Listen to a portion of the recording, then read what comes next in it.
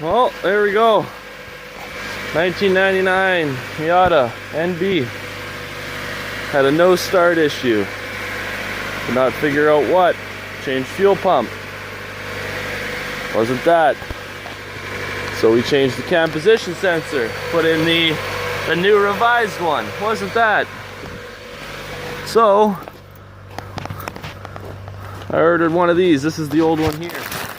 Ordered a whole new assembly. Assuming something shorted out in here, because that doesn't look too healthy. But there we go. 99 Miata.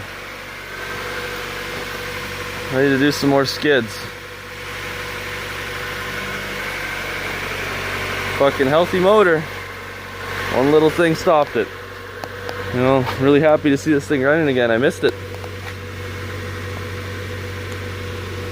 Good old fucking Target Motors Mazda. I don't know, fucking Target Motors, I don't know.